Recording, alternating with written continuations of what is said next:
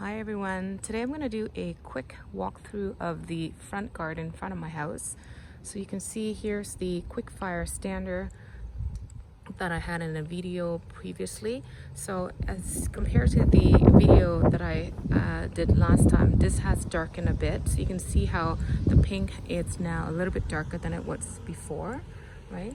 And then right underneath that, I've got a Mr. Bowling Ball, it's cedar, white cedar.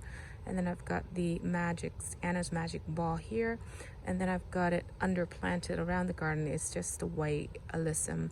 And when I had it planted, we were in lockdown, so everything was pretty much closed. So whatever I could find in bulk and readily available, that's what I had to take. So I have them all planted, dotted all the way around as a drift, all the way around the garden.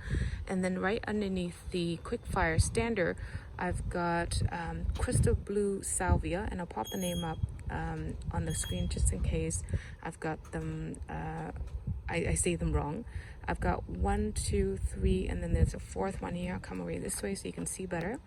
And then on this side here, I've got the amazing daisy banana cream. So I've got one here, there's another 1, 2, 3, 4, 5. So there's a drift of them here. And then this is a little gem spruce. And then I've got another Anna's Magic Ball here, and then another little gem spruce here as well. Now right behind that, I've got a little drift of the crystal blue salvia again. This one was dug up by a squirrel and it's starting to come back now. So there's 1 here, 2, 3, and then 4 here. So there's a drift of them here. Now I recently had to cut it all the way back, and so they're gonna flush back up again. I think they've been flowering for the last, I think, twice already. So this is gonna be its 3rd bloom of the season since May. And then if you come around this way, this is a crimson cream Japanese maple. Now if you come around this way, you'll see that I've got 3 hostas. This is the Patriot hosta, and it grows about 1 to 2 feet tall and wide. Anyway, all the specs, I'll pop them up on the screen later on. And then right behind that, I've got a hydrangea, bulbul hydrangea. Look at the contrast. I love that color. So that's one. And then underneath, right behind the hosta, I've got that dark purple iris there. And that provides a beautiful contrast in the spring when they bloom. And then right behind the crystal blue salvia, I've got the bulbul. Here's the next bulbul. This is one bulbul right here. So I would say that this is the maximum size of the bulbul. The one next to it's a little bit smaller because it got cut back quite drastically, but it doesn't take too long. By next year, this will be the same size as this. I'm not too worried about that. And right behind that, I've got another bulbul here. It's a little bit shorter again because of the dieback that we had to get to move it last year. And then if we come around this way, you'll see this hydrangea here.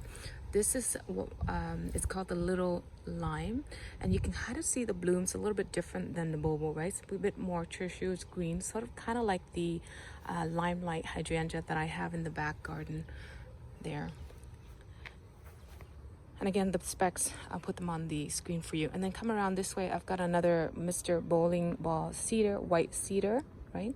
And then I've got underplanted with the alyssum all the way around as a drift. And then here I've got 3 of the Autumn Joy stone crop. And again, these were given to me as a gift from my husband that I had it moved several times from my previous home. So it's just sentimental. It's a plant that I want to keep forever because it has so many sentimental values. And then right here, I've got another Mr. Bowling Ball white cedar. And then this is the view of the other bulbul hydrangea from this angle. And this one is the dwarf Alberta spruce. Now I bought this for $10 a few years ago, and it was a 1/3 of this size, so it's grown quite a bit. Now if you come around this way, I've got a spiral mountain boxwood, green mountain boxwood. Here's a spiral, right? And I've got it again, the alyssum underplanted. And I've got the same thing on the other side, but these pots here, each pot that I've got planted, again, it was stuff that I could readily find in the big box grocery store, because like I said, we were in lockdown. It's pretty much whatever I could find that was readily available and cheap as well was what I had to work with. So I've got one petunia here, one white petunia, and then I've got two of these creeping jenny on either side of the container, and I've got two alyssum right next opposite to each other, and then I've got a pink supertunia in the back there as well. So there's quite a bit planted in this pot, and the pot is about 14 inches wide in diameter. And I've got the same arrangement here on this side, so you can see that this is a lot more bushier than this pot, right? And then behind that, I also have the same spire boxwood on this side and underplanted with two alyssum. Okay, so I'm going to stop the video and continue on the other side. Okay, so I have a little island here on the other side of the house. Now the island here, again, I've got the same alyssum underplanted, and then I've got one bulbul. So this is one bulbul, and this is another bulbul hydrangea as well. So you can kind of see that it does get quite big here.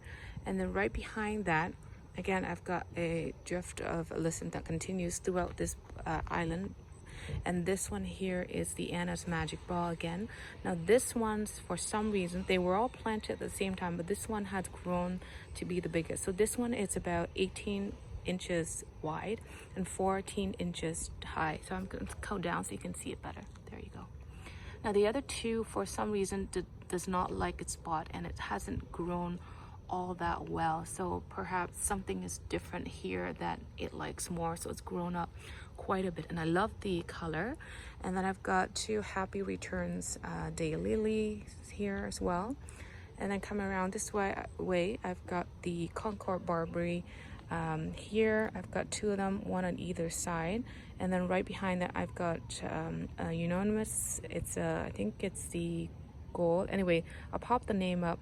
And this one, there was a lot of dieback because I had to move it so late in the summer last year, and so but it's starting to flush back up again. And I love that gold color. And it was once it gets a little bit bigger, we will trim it and make a little sphere out of it. And then I've got the same dwarf Alberta spruce on this side. And when I bought it, it was about this tall. And in 3 years' time, it has grown so much. It's over 2 feet tall now, 2.5 feet. And we shaped it into a topiary, so it's quite pretty. And then behind that, I've got another alyssum and another unanimous gold. And I've got 2 pots of zucchini. This is the first year that I have started planting zucchinis in container, and I've harvested about 12 zucchinis from this one. And over here, this one I started a couple weeks ago, and already it has put out some growth, and I've got a couple zucchinis there as well to harvest soon. But anyway, come around this way, you see I got more alyssum and another Concord Barberry here, and 2 more of the Happy Returns daylily, and then I've got another Mr. Bowling Ball white cedar. And then around here I've got 3 crystal blue salvia, okay, that it's just finished blooming for the second time, so I'm gonna have to trim it down.